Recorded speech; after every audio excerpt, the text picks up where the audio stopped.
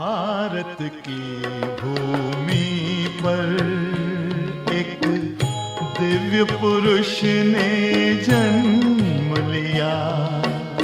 भारत की भूमि पर एक दिव्य पुरुष ने जन्म लिया। नवयुग का निर्माण कराने, नवयुग का निर्माण कराने शिव ने जिनमें स्थान लिया। भारत की भूमि पर एक दिव्य पुरुष ने जन्म लिया। भारत की भूमि पर।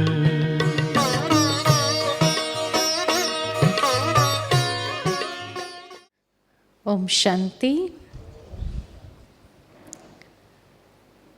प्रजापिता ब्रह्मा कुमारीज ईश्वरीय विश्वविद्यालय, जिसकी यात्रा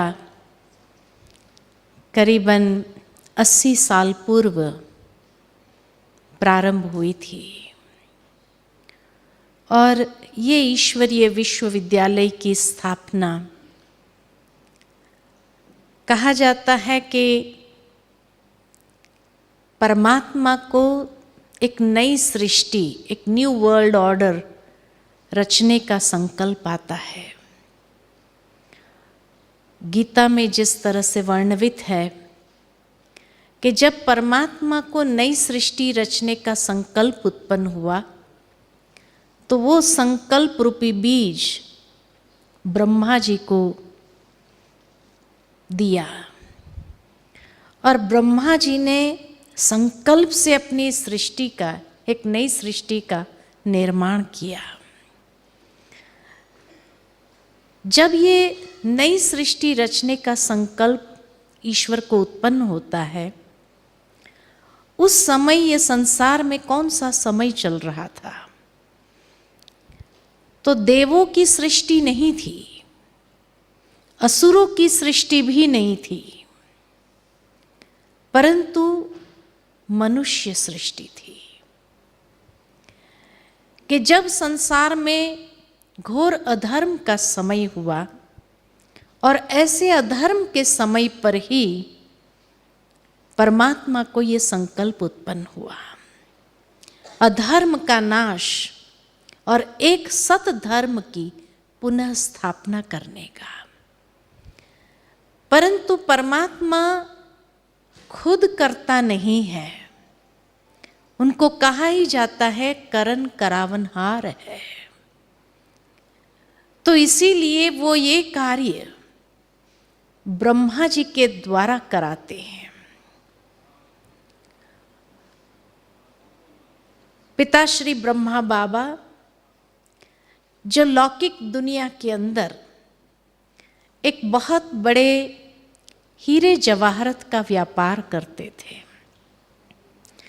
उनका जन्म हैदराबाद सिंध में, जो वर्तमान समय पाकिस्तान में आता है, वहाँ पर हुआ एक हेडमास्टर के घर में। उनका पिताजी स्कूल के हेडमास्टर थे। उस जमाने के हेडमास्टर को आप समझ सकते हैं कि कितने स्ट्रिक्ट, डिसिप्लिन्ड, सिद्धांतवादी होते हैं। तो पिताश्री ब्रह्मा बाबा में भी वो संस्कार एक नेचुरल रूप में आए, परंतु बहुत छोटी आयु में ही उनके पिताजी ने शरीर छोड़ दिया और वो अपने चाचा के साथ रहने गए। चाचा जी किराने के व्यापारी थे, तो इसीलिए चाचा जी ने कहा अभी पढ़ाई वढ़ाई छोड़ो और कामकाज में हाथ बटाओ। तो किराने के दुकान पर उन्हें बिठा दिया। परंतु पिताश्री जी का स्वभाव बचपन से ही दयालु, बहुत ही किसी गरीब को देखते थे तो उनके अंदर एक दया भाव जागृत हो जाता था। तो कभी किसी को तोल में ज़्यादा दे देते थे, कभी पैसा कम ले लेते थे। एक दिन वो पकड़े गए। चाचा जी ने देखा तो कहा, तुम तो हमारे सारी दुकान ही लुटा दोगे इस तरह से करोगे तो फिर कहा कि अभी तुम बड़े भी हो गए हो, अपने पैरों पर खड़े हो जाओ। तो पिताश्री जी वहाँ से चले और हीरे जवाहरत के व्यापार में उन्होंने कदम रखा। बाबा की बहुत पारखी नज़र, और पारखी नज़र होने के कारण हीरे की पहचान, उसमें कोई दाग है या फ्लॉ है, तुरंत बहुत स्पष्ट रीति से देख सकते थे। तो उस बिजनेस में फ्लरिश करने लगे। धीरे धीरे उनका परिवार बना। यशोदा माता से उनकी शादी हुई और गृहस्थी आरंभ हुई। संपन्न परिवार के थे और जब इस बिजनेस में भी फ्लरिश करने लगे, भक्ति भावना के संस्कार बहुत डीप थे। बाबा ने अपने जीवन का एक नियम बना दिया था कि प्रतिदिन गीता का पाठ करके ही कोई भी कारोबार को आरंभ करना। गुरु महात्माएं उनके घर में आते जाते रहते थे और सत्संग का विशेष शौक रहता था। सत्संग घर में चलता रहता था। बाबा का ये नेचर कि प्रतिदिन गीता का पाठ जरूर करना है और उसके लिए बाबा कभी कहीं पर भी समझौता नहीं करते थे। अगर कोई क्लाइंट आकर के बैठ जाए तो ये नहीं कि चलो पहले क्लाइंट को अटेंड कर लेते हैं, उसके बाद धर्म पूजा पाठ आदि होता रहेगा।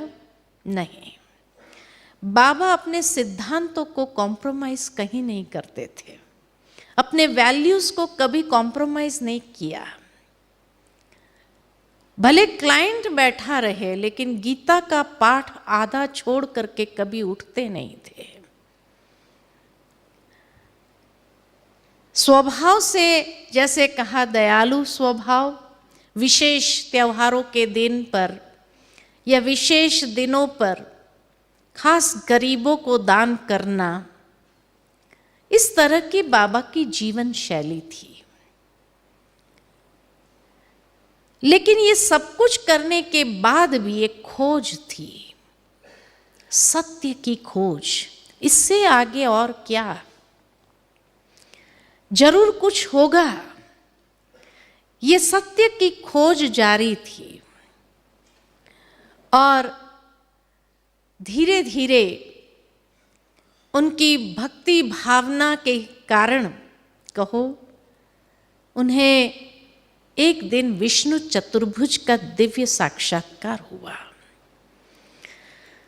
श्री नारायण के परम भक्त श्री कृष्ण की खूब भक्ति करते, बाबा की जेब में हमेशा श्री नारायण की फोटो रहती थी। इतना श्री नारायण को या विष्णु जी को श्रद्धा पूर्वक मानते थे। तो जब उन्हें ये दिव्य साक्षात्कार हुआ और उसके साथ एक मैसेज सुना कि अहम चतुर्भुज ततत्वम, एक वरदान भी था। शायद यही मैसेज था कि तू मेरा ही स्वरूप है। अहम चतुर्भुज ततत्वम, तू ही मेरा स्वरूप है। इस तरह का एक मैसेज था। बाबा को बहुत खुशी थी इस साक्षात्कार की, ये दिव्य अनुभूति की, और उन्हें महसूस हुआ कि शायद आज मेरी भक्ति का फल भगवान ने मुझे दिया है। बाबा का जो बिजनेस था हीरे जवाहरत का इतना फ्लरिश होने लगा कि बाबा का कनेक्शन राजा महाराजाओं से होने लगा। उस समय नेपाल के राज परिवार से बाबा का घनिष्ठ संबंध था। क्वीन विक्टोरिया के लिए बाबा ज्वेलरी बनाते थे। उदयपुर के राजा महाराजाओं के साथ उनका संबंध था। ऐसे उस समय के राजा महाराजा जो थे या जो रॉयल फैमिलीज थे भारत में, विशेष उनके रानियों के लिए, राजकुमारियों के लिए सारी ज्वेलरी बाबा बनाते थे। और इसीलिए बाबा के संस्कारों में जो रॉयल्टी थी कि कई बार राजाएं भी बाबा से ये कह देते थे कि ईश्वर से शायद गलती हो गई कि उन्होंने हमें राजा बना दिया, रॉयल्टी तो आप में है। बाबा हमेशा यही कहते थे, भगवान से कभी गलती नहीं होती है। और कभी कभी बाबा के इस बिजनेस के कारण राजा महाराजाओं के यहाँ जाना आना होता था। कभी वो पार्टीज में इनवाइट भी कर लेते थे।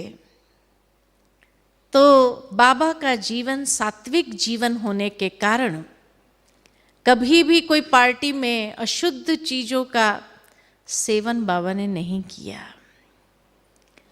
कई बार वो ऑफर करते थे, बाबा मना कर देता था कि मैं अपने सिद्धांतों को कभी कॉम्प्रोमाइज नहीं करूंगा, मैं अपने सात्विक जीवन शैली को कभी कॉम्प्रोमाइज नहीं करूंगा।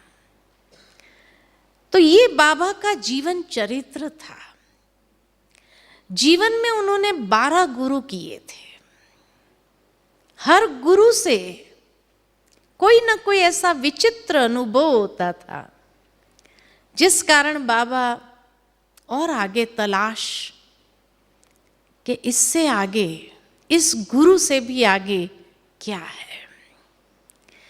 एक बार की बात याद आती है कि बाबा के घर में एक फंक्शन था कि पोते का या बेटे का नामकरण का सारा फंक्शन था। काफी लोग बाबा के घर में आए थे उस फंक्शन के निमित्त। अचानक गुरु की टेलीफोन आई कि मैं अभी आपसे मिलना चाहता हूं और मुझे 10,000 रुपए की आवश्यकता है। 1936 से पहले की बात है ये। आज 10,000 की इतनी वैल्यू नहीं हो, लेकिन उस जमाने में 10,000 की वैल्यू क्या होती है वो आप भी समझ सकते हैं। बाबा ने एक सवाल तक नहीं पूछा कि किस लिए चाहिए, क्या करना है, कुछ नहीं। और जैसे ही गुरुजी का बुलावा आया, बाबा ने वो फंक्शन छोड़ दिया और जाने की तैयारी की। परिवार वालों ने, सभी ने कहा कि आप ये फंक्शन पूरा करके जाइए।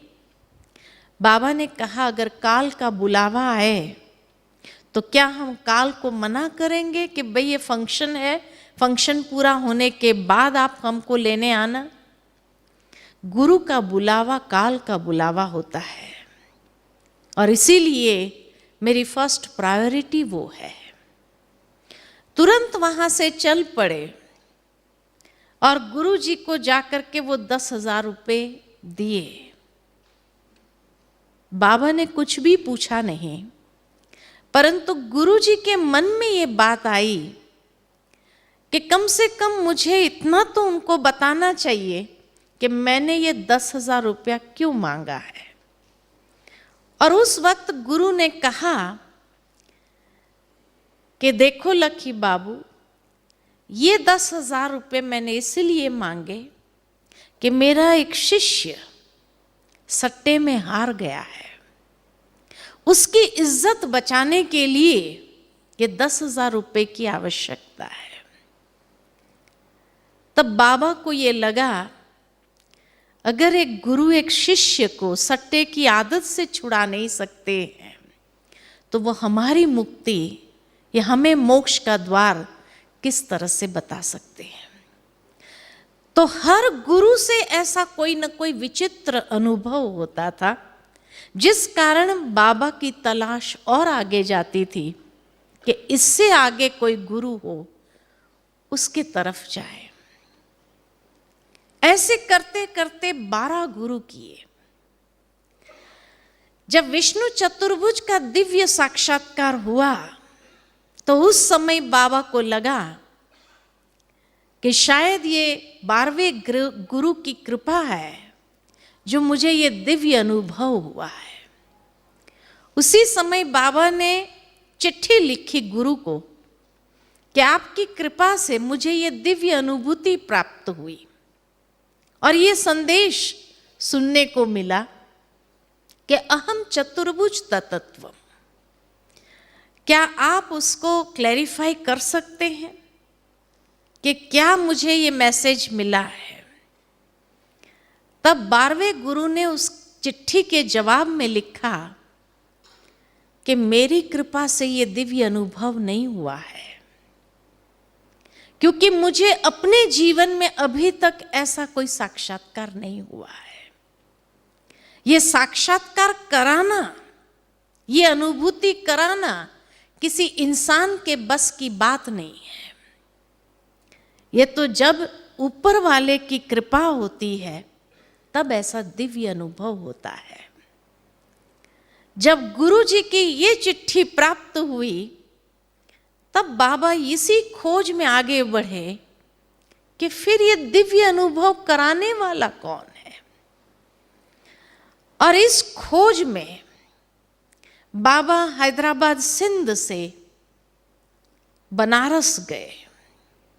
बनारस में उनके एक मित्र रहते थे, तो सोचा उनकी कोठी पर जाकर के रहूंगा, कुछ महान आत्माओं से मिलना होगा, उनसे ये बात पूछूंगा और उसका मनन चिंतन करूंगा, एकांत मिलेगा।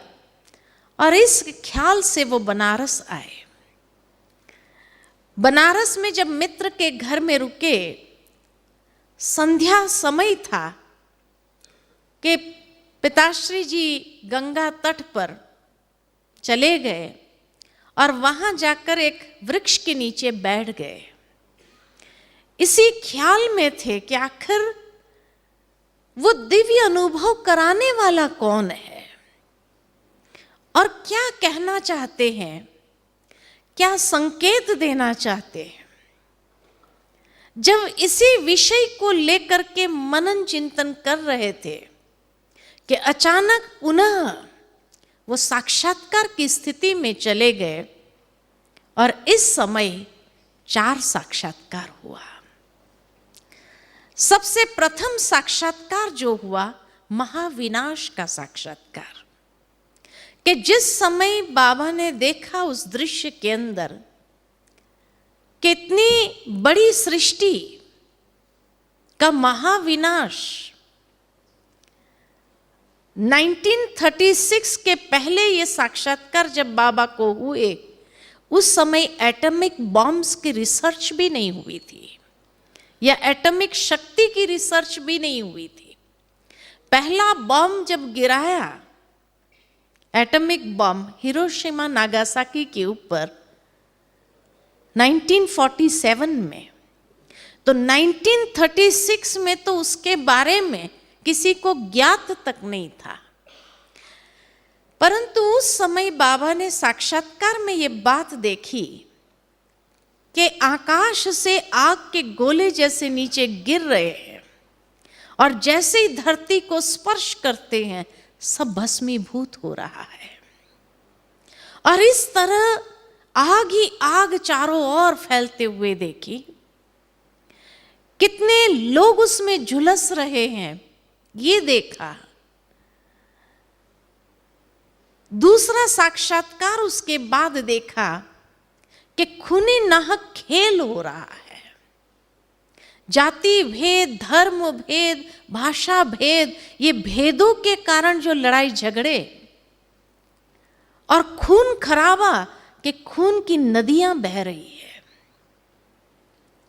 और फिर तीसरा दृश्य देखा कि प्राकृतिक हलचल, और उस प्राकृतिक हलचल में किस प्रकार एक महाविनाश, कहाँ भूकंप हो रहा है, कहाँ ज्वालामुखी फट रही है, कहाँ सुनामी लहरें उठ रही है, और हजारों लोग उस प्राकृतिक आपदाओं में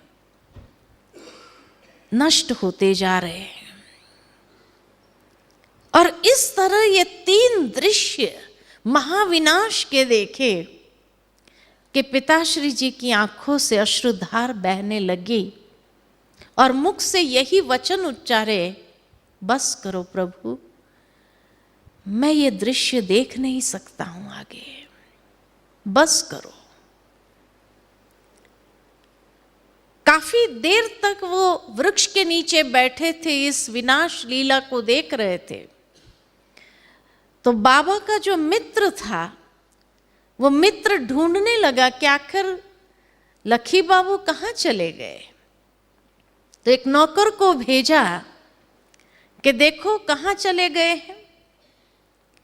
तो वो नौकर की जुबानी जो है कि बाबा रो रहे हैं और कहते हैं बस करो प्रभु, बस करो प्रभु, बस करो। क्या ऐसा देख रहे हैं मालूम नहीं, आंखें बंद है और आंखों से पानी निकलता जा रहा है। उसके बाद बाबा के मुख से निकला कि हे प्रभु, इससे तो कोई मोहिनी स्वरूप दिखाओ। और ये कहते हुए ही जैसे सारा संसार परिवर्तन हो रहा है और एक दैवी सृष्टि का साक्षात्कार हुआ कि जैसे पवित्र आत्माएं ऊपर से नीचे आ रही है और जैसे जैसे नीचे धरती पर आती है कोई न कोई देवी या देवता का स्वरूप धारण करते हैं। और इस तरह से इतनी सुंदर स्वर्गीय दुनिया का साक्षात्कार हुआ।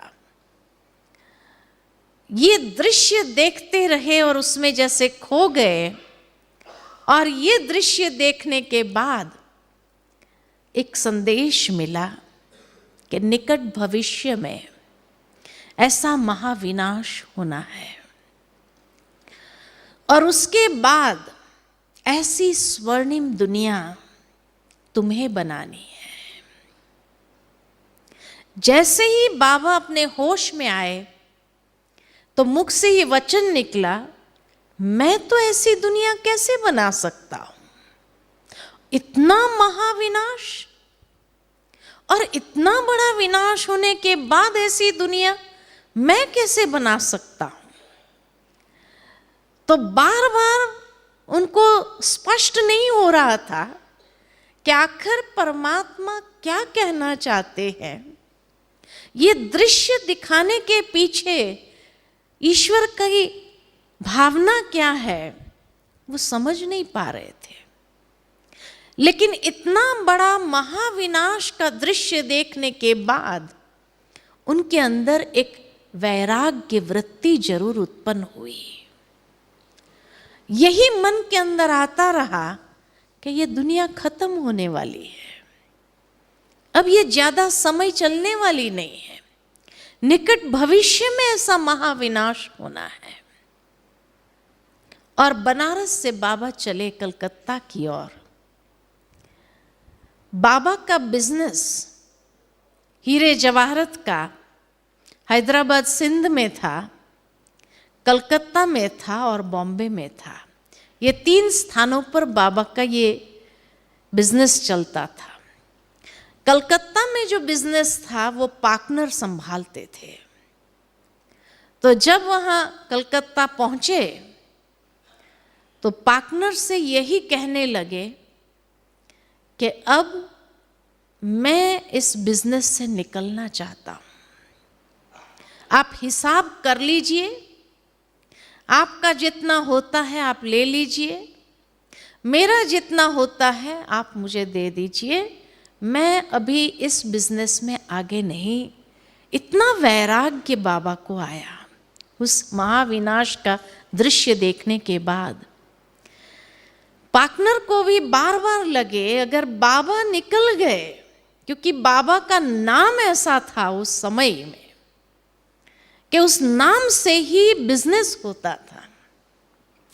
उस समय क्योंकि कलकत्ता राजधानी थी, क्वीन विक्टोरिया का आना जाना वहाँ होता रहता था, और क्वीन विक्टोरिया की ज्वेलरी बाबा बनाते थे, जिसकी पहचान कि एक बार बाबा के संग, बाबा जब भी राजघरानों में जाते थे व्यापार के लिए, तो ज्वेलरी के सेट दिखाने के लिए नहीं लेके जाते थे इस तरह से, लेकिन बाबा अपनी बच्ची को साथ लेके जाते थे और उनको ज्वेलरी पहना के ले जाते थे। वो जब देखते थे उनके ऊपर ज्वेलरी तो बाबा को कहते ऐसी ही ज्वेलरी का सेट हमें बना करके दे दीजिए, ऑर्डर दे देते थे बाबा को। तो इसी तरह से एक बार बाबा ने एक बक्कल बनाया था माथे का कि जिसमें ट्यून बजती थी, तो बच्ची को पहनाया वो बक्कल। अब बच्चों को ट्यून बजने वाली बक्कल पहना दो तो बड़े खुश होते हैं। तो जब लेके गए तो क्वीन विक्टोरिया ने कहा कि मुझे ऐसा ही बक्कल बना करके दो। तो बाबा तो घर आते थे, फिर वो सारी ज्वेलरी निकाल करके वही पैक करके दे के आते थे। तो जैसे ही वो निकाला तो बच्ची ने कहा ये बक्कल मैं नहीं दूंगी, ये म्यूजिक वाला बक्कल मैं नहीं दूंगी, ये मैं अपने पास रखूंगी। तो बाबा बच्चों को कैसे समझाते थे।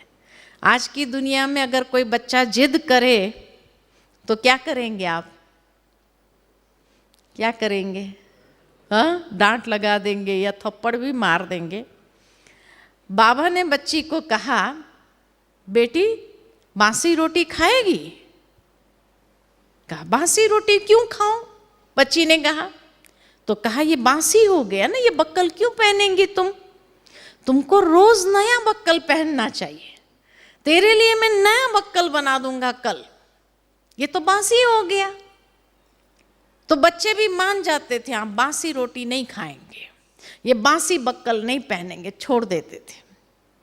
फिर दूसरे दिन डिमांड करते थे कि अब हमें बक्कल दो। बाबा कहते हाँ बना के दूंगा ना, उससे अच्छा बना के देंगे हम। तो जब दादी जी, हाँ, क्योंकि जब वो बच्ची बड़ी हुई तो फिर यज्ञ का एक हिस्सा बन गए, समर्पित कर दिया उन्होंने भी अपना पूरा जीवन। तो जब दादी जी गए कलकत्ता, कलकत्ता में रहते थे, ईस्टर्न जोन पूरा संभालते थे। तो जब दादी जी लंदन टूर पर गए तो उस समय वो जो कोहिनूर हीरा जहाँ रखा है या पैलेस जो है बकिंगहम पैलेस देखने गए। तो जब वहाँ गए तो उस बक्कल को देखा तो दादी ने कहा ये बक्कल जो रखा है ना इसमें ट्यून बजती है। एकदम याद आ गया मेमोरी में कि ये वही बक्कल है जिसके लिए मैंने जिद किया था और बाबा ने कहा था बासी रोटी खाएगी। तो जब कहा दादी ने कि ये बक्कल में ट्यून बजती है तो जो गार्ड्स थे, गार्ड्स को पूछा कि ये बक्कल में ट्यून बजती है। तो गार्ड को लगा ये कोई स्पाई आ गए हैं। तो गार्ड्स ने कहा कि आप कैसे जानते हैं कि इसमें ट्यून बजती है? तो दादी ने कहा क्योंकि मेरे पिता ने ही ये बक्कल बनाई थी और क्वीन विक्टोरिया को दिया था, इसीलिए मैं कहती हूँ। तो फिर क्वीन विक्टोरिया तक मैसेज पहुँचा कि भाई वो बक्कल देख करके कोई मैडम आई है जो कहती है कि हमारे पिता ने वो बनाया था कलकत्ता में। तो क्वीन विक्टोरिया ने खास मिलने के लिए दादी को बुलाया और बहुत सालों के बाद जैसे मुलाकात हुई हो, इस तरह से इतना प्यार से मिलना हुआ। कहने का भावार्थ के बाबा के नेचर में गुस्सा करना नहीं था। एक बार ऐसा हुआ कि बच्चे शैतान तो होते हैं, तो मैनेजर को बाबा ने हीरे दिए, हीरे की सारी पुड़िया दिया और कहा दुकान पर ले जाओ। अब बच्चों ने देखा कि मैनेजर को दिया, बाबा तो चले गए मैनेजर को दे करके, और बच्चों के मन में आया कि अब हम अपने हीरे के ये बनाएंगे कोई ना कोई। तो बेटे ने कहा मेरे को हीरे की अंगूठी चाहिए, लड़की ने कहा मुझे बक्कल चाहिए, और दूसरी लड़की ने भी कहा कि उसको भी कुछ बैंगल चाहिए या ऐसा कुछ चाहिए। तो जब देखा कि मैनेजर को दिया सारे हीरे के पैकेट, तो बच्चे गए जोर से मैनेजर को धक्का मार के, हाथ मार के सारे हीरे गिरा दिए। अब सारे हीरे अगर गिर जाए तो एक एक हीरे को ढूंढना कितना मुश्किल होता है।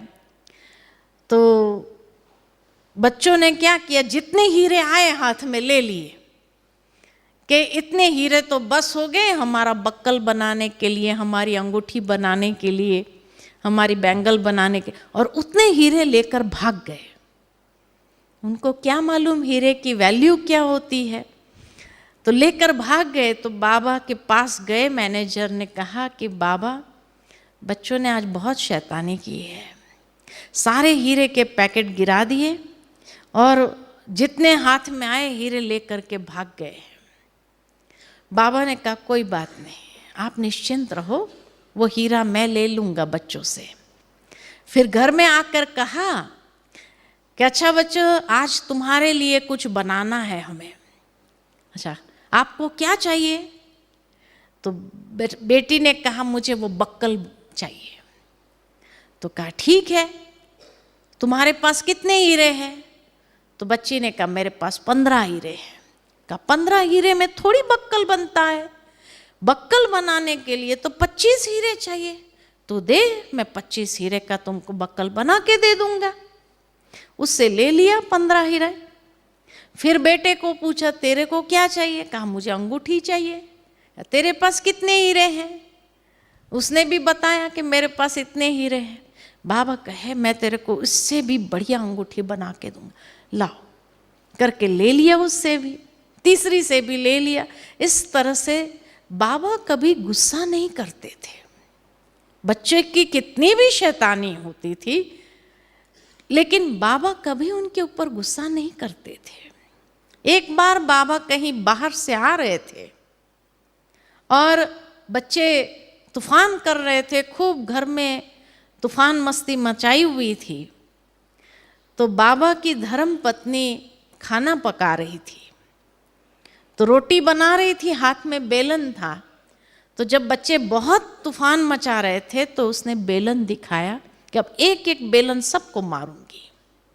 बाबा दूर से आ रहे थे, जैसे ही बाबा ने देखा, बच्चों को कहा चलो बच्चे तैयार हो जाओ, घूमने चलते हैं।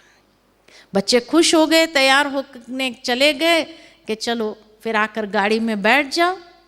और बाबा फिर आए अपने धर्म पत्नी के पास, माता यशोदा के पास, और बाबा ने कहा आज तुमने बेलन दिखाया, लेकिन आगे से कभी बच्चों को बेलन नहीं दिखाना। का बहुत तूफान कर रहे थे, बहुत मस्ती कर रहे थे। तो बाबा ने कहा कि आज तुमने उसको बेलन दिखाया, कल वो आपस में एक दूसरे को बेलन दिखाएंगे। तो ये संस्कार कौन डालता है? तो हमें अपने बच्चों के अंदर ऐसे संस्कार नहीं डालने हैं। ये बाबा की सोच थी कि संस्कार भी कितने अच्छी तरीके से देना होता है बच्चों को। बच्चे हर हरकत माँ बाप की देख करके ही सब सीखते हैं। तो कहा आज के बाद उनको कभी बेलन दिखाना भी नहीं, मारना तो बहुत दूर की बात, दिखाना भी नहीं, क्योंकि तुमने दिखाया, वो दिखाएंगे नहीं, वो प्रयोग करेंगे। तो ये संस्कार हमें बच्चों के अंदर नहीं डालने हैं। तो इस तरह की बाबा की सोच थी। और इसीलिए जब कलकत्ता से बिजनेस को वाइंड अप करने का सोच करके सारा हिसाब किताब कर रहे थे, उतने में टेलीग्राम आई हैदराबाद से कि बाबा के चाचा जो थे वो बहुत बीमार थे और उनकी अंतिम इच्छा यही थी कि मैं बाबा को मिलूं। और ये इच्छा क्यों थी उनकी? तो उनके चाचा जो थे बहुत बड़े व्यापारी थे और बहुत संपत्ति थी उनके पास और कोई बच्चे नहीं थे। तो उनके चाचा को यही लगा कि मैं मरने के बाद ये सारी संपत्ति का क्या होगा, इससे अच्छा है कि मैं सारा विल करके लखीराज को देके जाऊं, वो उसका सदुपयोग करेंगे, दान पुण्य करेंगे मेरे पीछे भी। इसीलिए वो उनको याद कर रहे थे। तुरंत ही बाबा ने वहाँ से सारा पार्टनर के ऊपर छोड़ा कि आप जो करेंगे मुझे विश्वास है, मैं कोई सवाल नहीं करूँगा, मैं अभी निकल रहा हूँ। और इस तरह से बाबा सारा पार्टनर के ऊपर छोड़ करके हिसाब किताब वहाँ से निकल चले, हैदराबाद पहुँचे। लेकिन जैसे ही हैदराबाद पहुँचे तो चाचा ने शरीर छोड़ दिया था। गए सीधा घर पे, देखा कि चाचा की बॉडी रखी हुई है, वहाँ जाकर के बैठ गए, देख रहे थे उस शरीर को। तब पुनः ध्यान अवस्था में चले गए और उन्हें पूरा साक्षात्कार हुआ कि आत्मा शरीर कैसे छोड़ती है। आत्मा का साक्षात्कार हुआ कि आत्मा का निवास स्थान भ्रुकुटी की मध्य में है और वहां से शरीर छोड़ने से पहले आत्मा हर इंद्रियों की विदाई लेती है। तो यहां से पैरों के अंगूठे तक जाती है आत्मा, हर इंद्रिय की विदाई लेती है और विदाई लेते लेते लेते लेते वापस यहाँ आती है और लास्ट में यहाँ से निकल जाती है। इसीलिए आप देखेंगे कि जब भी कोई व्यक्ति शरीर छोड़ता है तो सबसे पहले पैर ठंडे हो जाते हैं, कि जहाँ से विदाई लेती जाती है वो हिस्सा ठंडा होता जाता है और लास्ट में ये पार्ट ठंडा होता है। इसीलिए पहले के ज़माने में जब डॉक्टर्स नहीं होते थे और पता लगाना होता था कि व्यक्ति जिंदा है कि मर गया है, तो यहाँ घी रखा जाता था। अगर वो घी पिघल गया तो सोचते हाँ गर्मी है, माना आत्मा है। अगर घी नहीं पिघला तो सोचते थे हाँ आत्मा ने शरीर छोड़ दिया। तो बाबा को पूरा ये अंतिम दृश्य, आत्मा कैसे शरीर से विदाई लेती है, ये पूरा दृश्य देखा बाबा ने। और जैसे ये दृश्य देखा उसके बाद बाबा को ये महसूस होने लगा मैं भी आत्मा हूं, ये शरीर मेरा चोला है, ये कर्मेंद्रियां मैं नहीं हूं, आत्मा मालिक है शरीर की, कर्मेंद्रिय की, और उसको एक न एक दिन छोड़ना है। आत्मा अजर अमर अविनाशी है।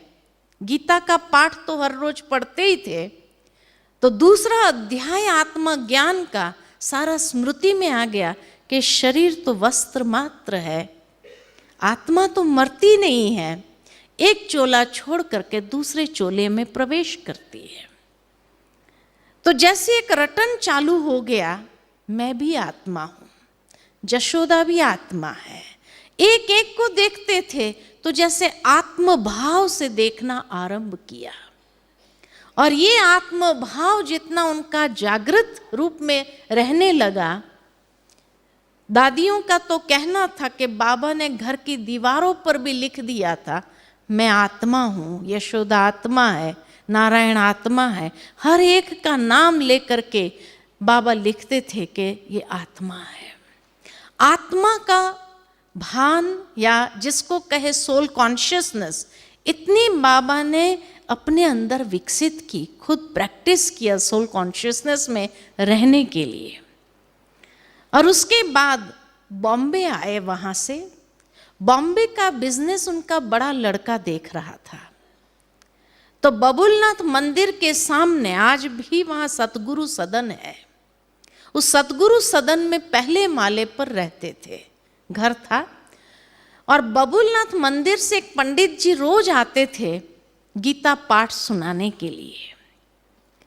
तो नियम अनुसार वो पंडित जी आए, बाबा बैठे थे, सत्संग चल रहा था, गीता का पाठ हो रहा था कि अचानक बीच में, पहली बार ऐसा हुआ था कि बीच में बाबा उस सत्संग से उठ करके धीरे धीरे अपने कमरे की ओर चले गए। उनके बड़े बेटे की बहू जो थी, जो भी इस ईश्वरीय विश्वविद्यालय में समर्पित हो गई थी, जिनका नाम लौकिक में तो राधिका था, लेकिन बाबा का बनने के बाद, समर्पित जीवन के बाद उनका नाम बाबा ने रखा ब्रजेंद्रा। तो दादी जी सुनाती कि पहली बार मुझे आश्चर्य हुआ कि बाबा बीच में से कैसे उठे, शायद तबीयत ठीक नहीं है। ये सोच करके वो भी उठी सत्संग से और बाबा के पीछे पीछे गई।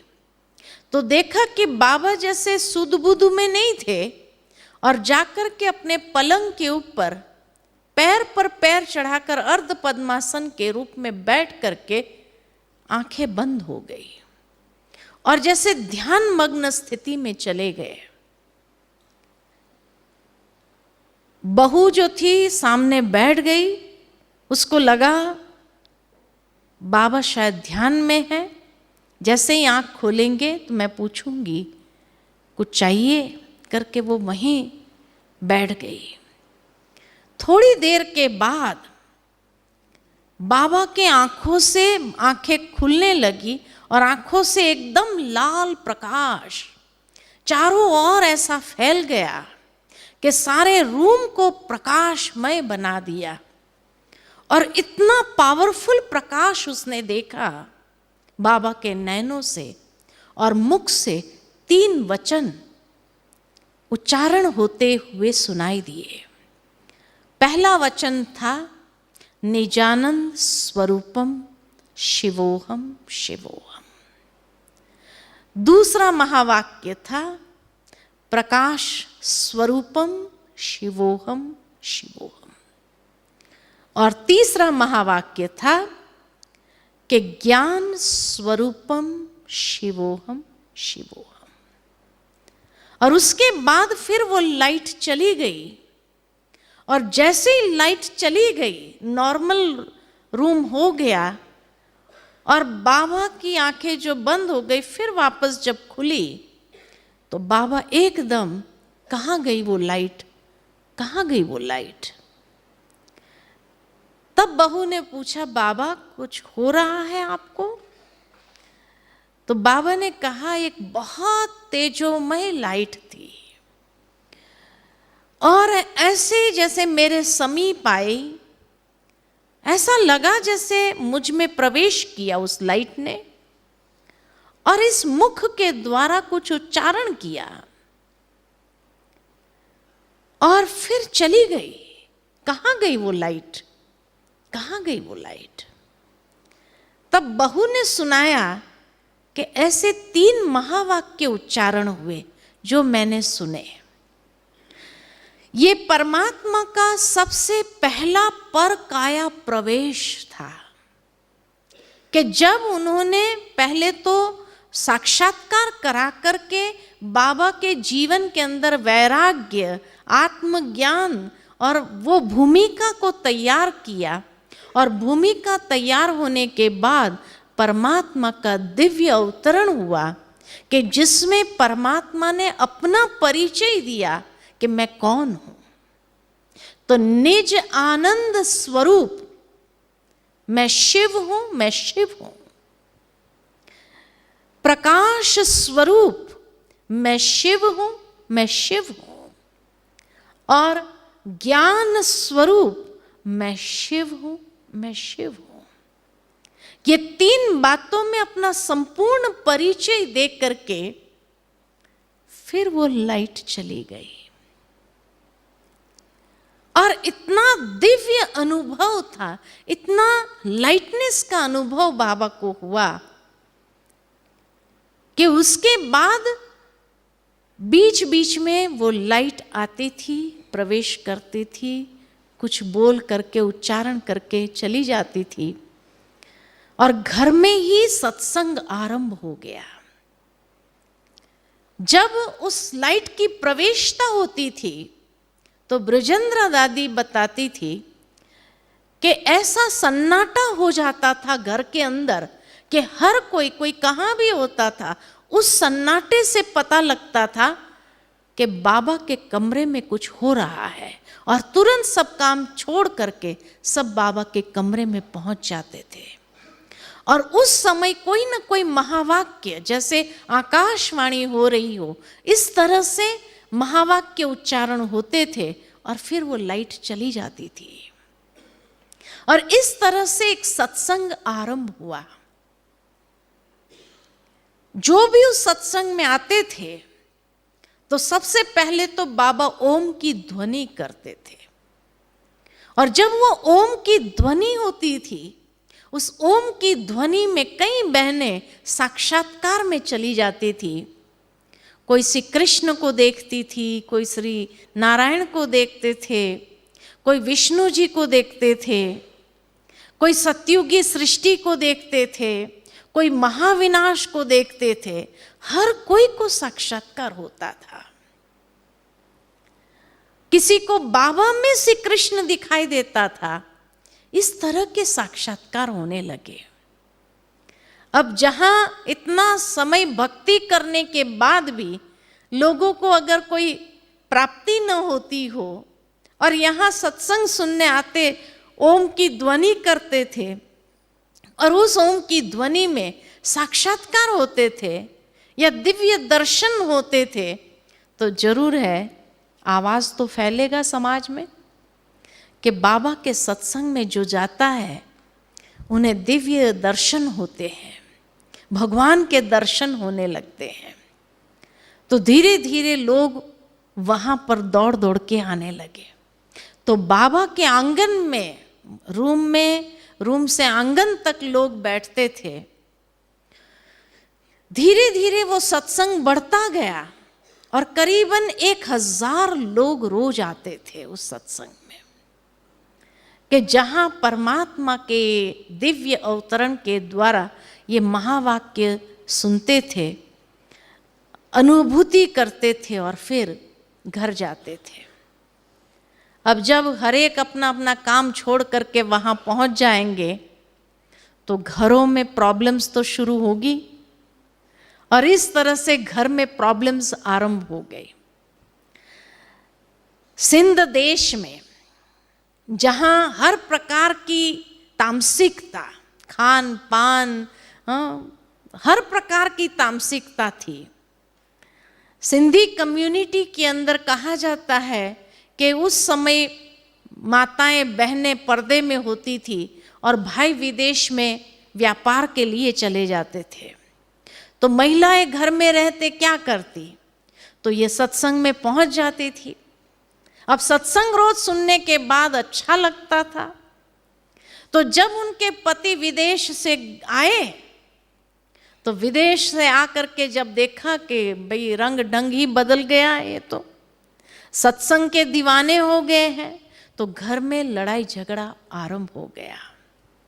लोगों ने रोक लगानी चाहिए कि नहीं जाना है उस सत्संग के अंदर, लेकिन जिसने टेस्ट किया होता था वो उसके बिना रह नहीं सकते थे। तो जब घर में लड़ाई झगड़ा आरंभ हुआ, आखिर सब भाई लोग मिल करके उन्होंने सोचा कैसे भी करके ये सत्संग को बंद करना चाहिए। अब सत्संग को बंद कैसे करें, तो सोचा कि बाबा को ही खत्म कर दो, सत्संग अपने आप बंद हो जाएगा। लेकिन भगवान के रथ को खत्म करना कोई आसान बात है क्या? तो उन्होंने उस समय एक कोई बहुत नामी कोई गुंडा होगा उस समाज में जिसके लिए कोई काम डिफिकल्ट नहीं था, उसको हायर किया और उसको कहा तुम्हें मुंह मांगे पैसे हम देंगे, लेकिन ये दादा को खत्म कर दो। तो उसने कहा ये तो मेरे बाएं हाथ का खेल है, उसमें कौन सी बड़ी बात है। कहा ठीक है तुम खत्म कर दो, मुंह मांगा इनाम तेरे को देंगे। कहा ठीक है। तो एक दिन वो सत्संग के सुनने के बहाने वहाँ चला गया और उसने पूछा, वहाँ बहनें थी तो बहनों से पूछा कि भाई बाबा से मिलना है हमें। तो बहन ने कहा कि अभी तो बाबा रेस्ट में है, आप शाम को आइएगा। कहा नहीं मैं शाम को नहीं आ सकता, मुझे अभी मिलना है। तो ये डिस्कशन हो रही थी तो बाबा उस समय कमरे में थे, तो वहाँ खिड़की से बाबा ने देखा तो बाबा ने मैसेज भेजा आने दो बच्चे को। तो उसको लेकर के आए, वहाँ बैठे, उसने कहा मुझे कुछ सवाल पूछने हैं। कहा ठीक है। उसने पूछना चालू किया, कहा कि मेरे कुछ पर्सनल सवाल है, ये बहनें यहाँ ना बैठे। तो बाबा ने बहनों को कहा ठीक है आप जाइए, बच्चे को सवाल पूछना है। तो जब अकेला मौका देखा तो उसने जो है चाकू निकाला बाबा को मारने के लिए। लेकिन जैसे ही चाकू उठाया मारने के लिए कि उसको अपने इष्ट का साक्षात्कार हुआ।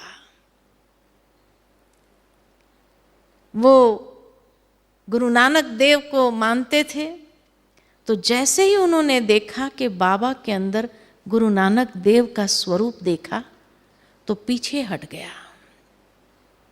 जैसे ही पीछे हटा तो उनको फिर बाबा का स्वरूप दिखाई दिया। फिर उसने चाकू उठाया मारने के लिए, फिर उनको गुरु नानक देव दिखाई दिए। उससे मारा नहीं गया, उसने चाकू बाबा के सामने सरेंडर किया, हाथ जोड़कर कहा मैं कुछ लोगों के बहकावे में आ गया था जिन्होंने मुझे ये कार्य दिया था आपको मारने के लिए, लेकिन आप मेरे इष्ट हो, मैं आपको कैसे मार सकता हूँ। और आज के बाद मैं ये काम छोड़ दूंगा और ये समर्पित करता हूँ। चाकू समर्पित किया और उसके बाद वहाँ से कहाँ चला गया किसी को पता नहीं चला कि वो कहाँ गया। फिर लोगों ने सोचा कि अब सत्संग बंद कैसे करें। तो सोचा कि भाई इनका सत्संग सुबह सुबह चलता है, तो सुबह जब सत्संग में सब लोग बैठे हो उसी समय बाहर से दरवाज़ा लॉक कर देते हैं और उस भवन को आग लगा देते हैं। भले अपने रिश्तेदार भी मर जाए लेकिन सत्संग बंद होना चाहिए। तो सुबह सुबह में सोचा 7 बजे इनका सत्संग आरंभ होता है, तो वो लोग पेट्रोल सब लेकर के आए, केरोसिन पेट्रोल सब लेकर के आए और दरवाज़ा बंद कर दिया बाहर से और चारों ओर पेट्रोल छिड़क दिया, केरोसिन छिड़क दिया और आग लगा दी। 8 बजे के करीबन देखा तो सारे बच्चों सहित बाबा तो आ रहे हैं बाहर से। उस दिन सुबह सुबह 5 बजे बाबा को लगा कि चलो आज समुद्र के किनारे जाते हैं। कराची में समुद्र तट था, तो इसीलिए बाबा ने जब ये कार्य को आरंभ किया, जब इतना सत्संग शुरू हो गया, तो बाबा ने एक बोर्डिंग स्कूल खोली थी, जिस बोर्डिंग स्कूल में बच्चे भी पढ़ते थे और ये सत्संग भी होता था। दुनिया की पढ़ाई के साथ साथ उनको ये पढ़ाई भी पढ़ाई जाती थी। तो उस दिन सुबह सुबह बाबा को पता नहीं क्या मन के अंदर विचार आया, उनको तो कुछ मालूम नहीं था कि क्या प्लानिंग चल रही है।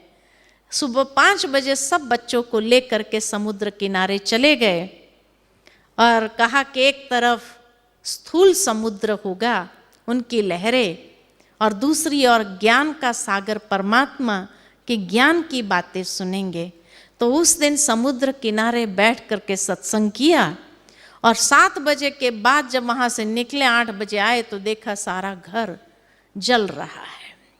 उस भवन का नाम था लखी भवन, जिसका यादगार शास्त्र में आता है कि पांडवों को लाखा भवन में जलाया कौरवों ने। वो लाखा भवन नहीं, लखी भुवन था, कि जिसके अंदर पांडवों को जलाने की, पांडव माना कौन? पांडव माना जिसकी भगवान के साथ प्रीत है, जो भगवान से प्रीत करने वाले हैं। जलाने वाले कौन? जो भगवान से विपरीत है। विपरीत बुद्धि विनश्यन्ति, प्रीत बुद्धि विजयन्ति। तो इसीलिए जब आया देखा तो उनको ये लगा कि ये लोग बाहर निकले कैसे। उन्हें क्या मालूम कि तो 5 बजे ही निकल गए थे। तो जहां कहा जाता है कि जिसको राखे साइयां मार सके न कोई, बाल भी बांका नहीं कर सकते हैं। मना काफी प्रयास किया सत्संग बंद करने का, लेकिन सत्संग तो बंद नहीं हुआ। बाबा ने जब ये बोर्डिंग स्कूल को खोला तो उसमें जो छोटे छोटे बच्चों को, क्योंकि बाबा का ये विजन था कि अगर नई दुनिया बनाने की बात है, कि भगवान अगर चाहते हैं कि निकट भविष्य में ऐसा महाविनाश होगा और उसके बाद जो स्वर्णिम दुनिया आएगी वो मुझे बनानी है, तो ये स्वर्णिम दुनिया बनाने के लिए बच्चों को तैयार करना होगा, क्योंकि वही कल के कर्णधार होंगे।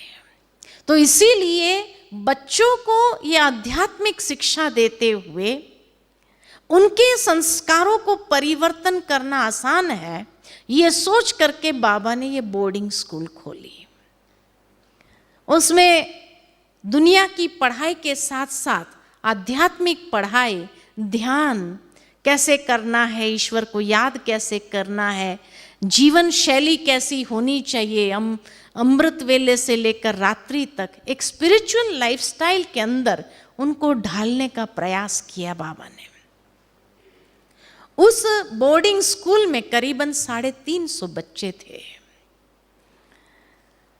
लेकिन जैसे ही वो बोर्डिंग स्कूल चलने लगा कि पार्टीशन का समय हो गया, और हिंदुस्तान पाकिस्तान का पार्टीशन के कारण इतने लड़ाई झगड़े, इतने चारों तरफ मारपीट हो रही थी, तो बाबा ने वो सब बच्चों को 4 दीवारी के अंदर 1937 से लेकर 1950 तक 4 दीवारी से बाहर निकलने नहीं दिया।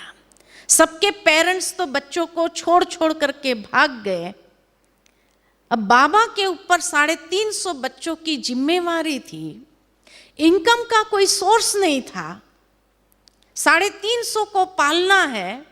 उनको संभालने वाले जो माताएं बहनें थी बाबा के साथ, कुछ भाई थे, तो वो लोगों को भी पालना था। तो बाबा ने कलेक्टर से बात की कि भाई हमारे पास 350 बच्चे हैं, कुछ माताएं हैं, भाई है। तो कलेक्टर ने बाबा से कहा कि आप 4 दीवारी के अंदर ही रखो बच्चों को, कहीं कभी बाहर निकलने नहीं दो। उनके लिए दूध सब्जी हम पहुंचाएंगे, आप चिंता नहीं करो। वो कलेक्टर ने जिम्मेवारी ली और वो खाना पहुंचाता रहा, और बाबा ने ये 350 बच्चों को तपस्या कराने के लिए 14 साल की तपस्या कराई। 1937 से लेकर के 1950 तक घोर तपस्या। आप सोच सकते हैं कि वो बच्चे 14 साल जो अंदर रहे, 4 दीवारी से बाहर नहीं निकले, आना क्या होता है, पैसे कैसे होते हैं, रुपया क्या होता है, उन्होंने कभी देखा नहीं। कभी भी कुछ भी होता था घरेलू इलाज करके उन बच्चों, और 14 साल एक भी बच्चों को कुछ भी नहीं हुआ। इतनी सुंदर परवरिश किया बाबा ने। अब आप सोच सकते हैं कि बाबा के पास कितना धन होगा। 14 साल 350 को पालना, और वो भी ऐसे वैसे खाना नहीं देते थे। बाबा माताओं को कहते थे, जो माताएं संभालने के लिए थी, तो बाबा उनको कहते थे कि ये चैतन्य ठाकुर है, उनकी ठाकुरों की तरह सेवा करने की है, ऐसा वैसा खाना नहीं देना है। उसी समय बाबा ने बच्चों को सुबह उठाना है तो हिला करके नहीं उठाना, संगीत बजाओ। तब से लेकर गीत बजाते थे और गीत बजने पर बच्चे उठते थे। रात को सोने वक्त गीत बजता था, सोने वक्त गीत बजता था, सो जा राजकुमारी सो जा। सुबह उठते थे तो गीत बजता था, जागो मोहन प्यारे जागो। इस तरह बाबा परवरिश कर, ऐसे हथेली पर रख करके बाबा ने उन 350 बच्चों को पाला। 1950 में बाबा को परमात्मा का दिव्य संदेश मिला कि भारत अविनाशी भूमि है और वहां से सारे विश्व के अंदर यह आध्यात्मिकता का संदेश फैलेगा। भारत ही वो चैतन्य प्रकाश स्तंभ बनेगा आध्यात्मिकता का, जहां से आध्यात्मिकता का प्रकाश सारे विश्व के अंदर फैलेगा। इसलिए अब आप यहाँ की भूमि को छोड़कर अब भारत जाओ। भारत में कहाँ जाना है? तो परमात्मा के दिव्य संदेश अनुसार एक पहाड़ी पर जाना है, क्योंकि पांडवों की अंतिम तपस्या पहाड़ों पर पूरी हुई, इसलिए पहाड़ों पर जाना है। कौन सा पहाड़? कहा आध्यात्मिक पहाड़ है, नाम नहीं बताया गया। कुछ भाई बहने जो सीनियर थे, उनका एक ग्रुप भारत में आया ढूंढने के लिए कि वो आध्यात्मिक पहाड़ी कौन सी है जहां पांडवों की अंतिम तपस्या पूरी हुई थी। कई पहाड़ियां घूमे, महाबलेश्वर, माथेरान, हिमालय के तरफ की पहाड़ियां, इधर हरिद्वार ऋषिकेश के तरफ चले गए, लेकिन किसी को भी पूछते थे कि भाई पांडवों की अंतिम तपस्या कहाँ पूरी हुई थी और वो आध्यात्मिक पहाड़ी कौन सी है, किसी ने बताया नहीं। फिर एक दिन बंबई जब वापस आए ये लोग, तो बंबई में जिसके घर में ठहरे थे तो उनके घर में कोई गुरु आए। वो गुरु ने कहा, आप तो वही हो दादा लेखराज के सत्संग वाले? कहा जी। तो कहा भारत आ गए? कहा नहीं, हम भारत आना चाहते हैं, लेकिन भारत की आध्यात्मिक पहाड़ी जहां पांडवों की अंतिम तपस्या पूरी हुई थी, वो पहाड़ी कौन सी है, उसको ढूंढ रहे हैं। तब उस गुरु ने कहा, आध्यात्मिक पहाड़ी कौन सी है ये तो मैं नहीं जानता हूं, लेकिन ये जरूर जानता हूं कि पांडवों की अंतिम तपस्या अरावली की पहाड़ियों में पूरी हुई थी। और वो पहाड़ी एक ऐसी पहाड़ी है, जितने भी साइट सीइंग स्थान है वो सारे आध्यात्मिक महत्व को लिए हुए हैं। बड़े बड़े ऋषि मुनियों ने वहां तप किया हुआ है। अर्बुदा देवी यानी सरस्वती के नाम से उस पहाड़ी को जाना जाता है, जहां मां अंबा की यादगार है। हो सकता है यही आध्यात्मिक पहाड़ी हो। वो जब यहां आए तो यहां पर आते ही, इस भूमि पर पैर रखते ही ऐसा लगा ये वही पहाड़ी है। और फिर यहां राजस्थान के राजाओं के बड़े बड़े कोठियां बनी हुई है। तो ऐसे ही भरतपुर राजा की कोठी को जब देखा तो बाबा को लिखा कि बड़ी बड़ी कोठियां यही, जहां 350 का एकोमोडेशन सहजता से हो सकता है। और फिर बाबा की जो संकल्पना थी कि भारत के अंदर आए, शिव बाबा की जो एक विजन था कि भारत से ही वह आध्यात्मिकता का प्रकाश सारे विश्व के अंदर फैलना है, तो भारत में आने के लिए बाबा ने तैयारी शुरू की। बाबा की बच्चों की वृत्तियां हद से निकल करके बेहद में आ गई थी और उस बोर्डिंग स्कूल से, जहां पर लौकिक अलौकिक ये दोनों विद्याएं पढ़ाई जाती थी, उससे उनकी मानसिकता के अंदर परिवर्तन आया। और इस तरह से वो बोर्डिंग स्कूल जो बाबा ने कराची में खोला था, फिर वहाँ से फिर भारत के और आने का प्रस्थान हुआ और शिप से आए। बाबा ने 5 बहनों का ट्रस्ट बनाया और अपनी सारी संपत्ति विल कर दी इन 5 बहनों को, और तब ये ब्रह्मा कुमारीज नाम से रजिस्टर हुआ और ब्रह्मा कुमारीज नाम से ये जाना जाने लगा।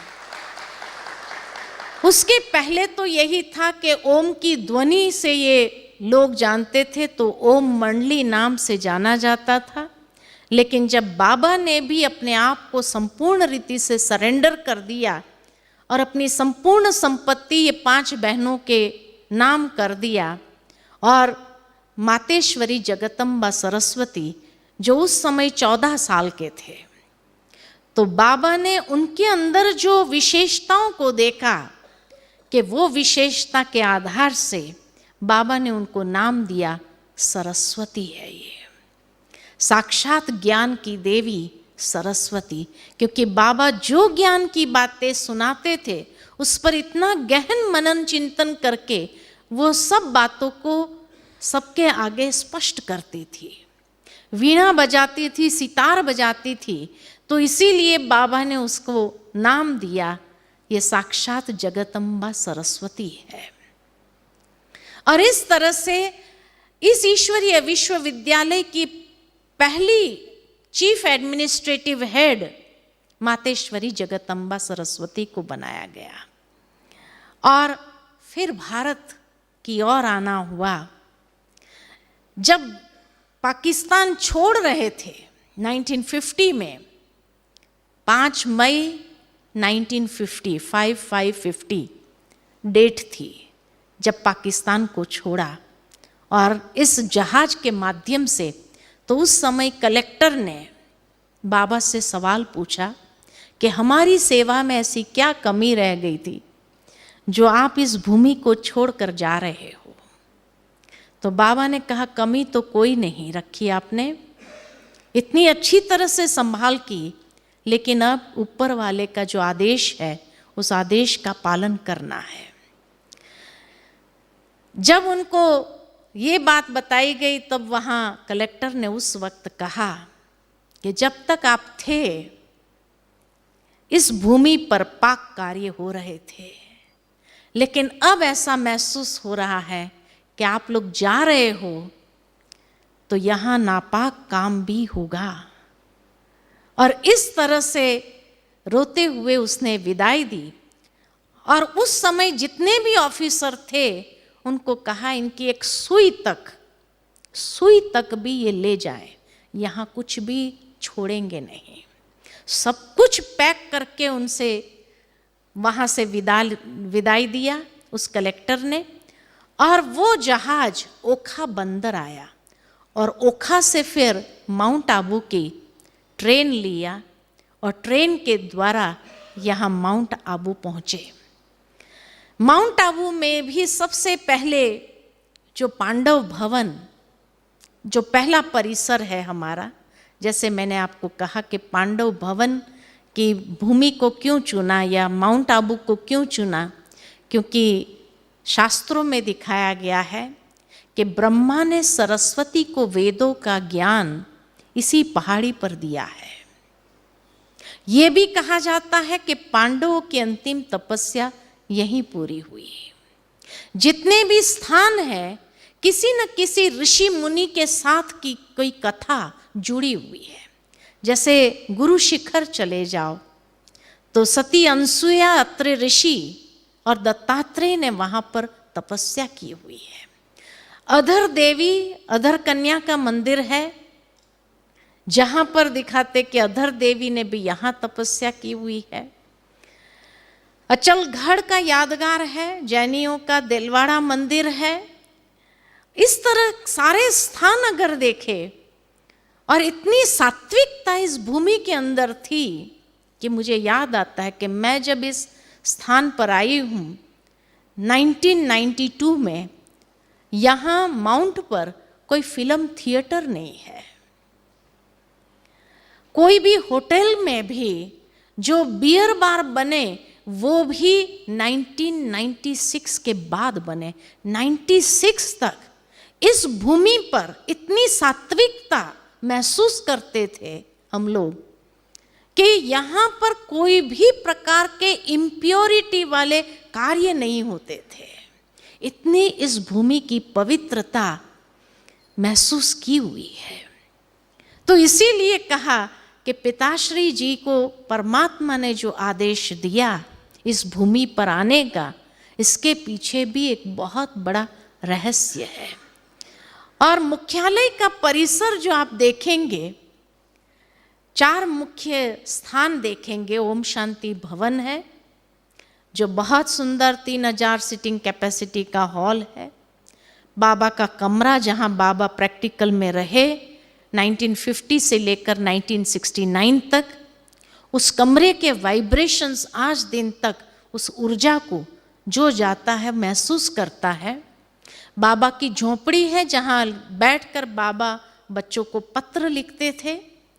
और 1969 18 जनवरी को जब बाबा ने अपने साकार देह को त्याग किया तो बाबा के अंतिम संस्कार वहीं हुए थे जहां पर शांति स्तंभ का निर्माण हुआ है।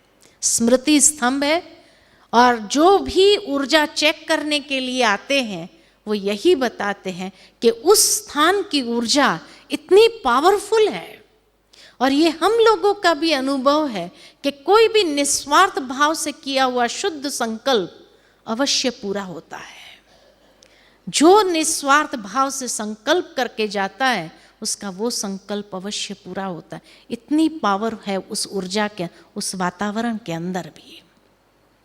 बाबा का प्रैक्टिकल कर्म योगी जीवन इस भूमि पर कई भाई बहनों ने देखा, अनुभव किया। 1969 में बाबा ने जब शरीर को त्याग किया तो आदरणीय दादी प्रकाश Mani ji 2nd chief administrative head बने, क्योंकि मम्मा ने 1965 में शरीर छोड़ा। उसके बाद बाबा ने ही पूरा कारोबार संभाल लिया था। लेकिन बाबा के जाने के बाद फिर आदरणीय दादी प्रकाश मणि जी मुख्य निमित्त बने और दादी जी के नेतृत्व में ये संस्था इतनी आगे बढ़ती गई, दिन दुगुनी रात चौगुनी आगे बढ़ती गई। और वो छोटा सा बोर्डिंग स्कूल आज इतना विशाल वट वृक्ष के रूप में प्रकट हो रहा है। दादी प्रकाश मणि जी ने 2007 में शरीर छोड़ा और उसके बाद वर्तमान समय में आदरणीय दादी जानकी जी, परम श्रद्धेय दादी गुलजार जी या दादी हृदय मोहिनी जी मुख्य प्रशासिका के रूप में है, एडिशनल चीफ के रूप में है दादी हृदय मोहिनी जी, और दोनों दादियाँ ये कारोबार संभालती। जब प्रकाशमणि दादी जी थे तब दादी जानकी ओवरसीज ब्रांचेस को देखते थे, अब पूरा सारे इंस्टीट्यूशन को देखते हैं। दादी जी की आयु 101 चल रही है, लेकिन अभी भी इतनी सशक्त। आपने वीडियो में दादी जी का मैसेज सुना ही होगा कि अभी भी कितना सशक्त होकर के सारा कारोबार करते हैं। मुझे मालूम है कि दादी जी दिन में 2 घंटा करीबन सारे ईमेल्स पढ़ते हैं। जो देश विदेश से सारे ईमेल्स आते हैं दादी स्वयं एक एक ईमेल को बैठ के पढ़ती है। इंग्लिश में हो तो भी पढ़ती है। इतना जैसे सशक्त रीति से, और उसका जवाब देना तो फिर कैसे, क्या लिखना है क्या जवाब देना है वो भी खुद ही लिखवाती है। तो ये वर्तमान समय में 100 ईयर्स दुनिया में कई लोग कंप्लीट करते हैं, लेकिन पोस्ट पोजीशन पर होते हुए 100 ईयर्स को कंप्लीट करना ये बहुत बड़ी बात है। और इस तरह से इस ईश्वरीय विश्वविद्यालय, जैसे मैंने कहा, आज दुनिया के अंदर करीबन 140 देशों में फैल चुकी है। और ये कहते हुए हमें गर्व होता है कि दुनिया में जैसे कहा जाता था कि जब ब्रिटिश साम्राज्य था तो कहते थे कि ब्रिटिश साम्राज्य इस तरह से दुनिया के कई देशों में फैला हुआ था, तो कहते थे ब्रिटिश साम्राज्य में सूर्य कभी अस्त नहीं होता है। आज हमें भी ये कहते हुए गर्व है कि ब्रह्मा कुमारीज ईश्वरीय विश्वविद्यालय के ब्रांचेस 140 देशों में जिस तरह से फैले हुए हैं, तो ब्रह्मा कुमारीज में भी सूर्य कभी अस्त नहीं होता है। और इस तरह से आज सारे विश्व के अंदर ये लार्जेस्ट लेडीज मैनेज्ड ऑर्गेनाइजेशन है कि जहाँ पर से हम भाई बैकबोन है हमारे, जो मददगार रूप में हर रीति से गाइड करते हैं, और बहनें मुख्य रूप से सारा संचालन करती है, क्योंकि परमात्मा की यही भावना थी कि माता प्रथम गुरु है। जो माता पर्दे के अंदर थी उसको बाहर निकाला, तब सारी दुनिया ने भी माताओं को पर्दे से बाहर आकर के वो बहनें माताएं पढ़ाई करना चालू किया। लेकिन उसका श्रेय सबसे पहले परमात्मा को जाता है।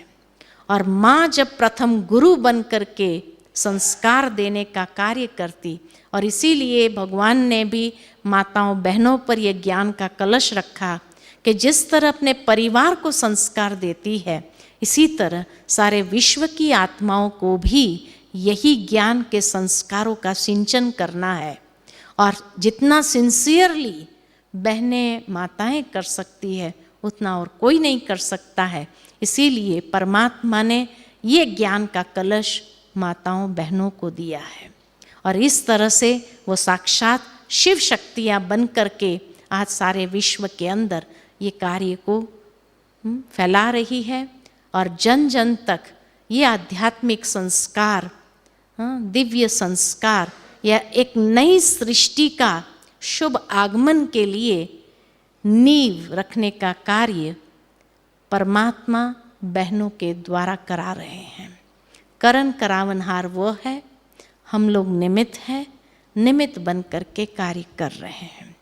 तो ये है इस ईश्वरीय विश्वविद्यालय का संक्षिप्त में इतिहास कि किस तरह से इसकी शुरुआत हुई और किस तरह से आज ये विशाल वट वृक्ष बन गया है। अच्छा, ओम शांति।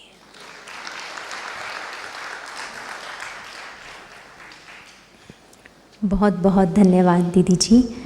दादा लेखराज से फाउंडिंग फादर प्रजापिता ब्रह्मा तक की यात्रा, साथ साथ सिंध कराची से माउंट आबू और माउंट आबू से देश विदेश के कोने कोने तक की यात्रा मानो आपने जीवंत करके हमें दिखाई।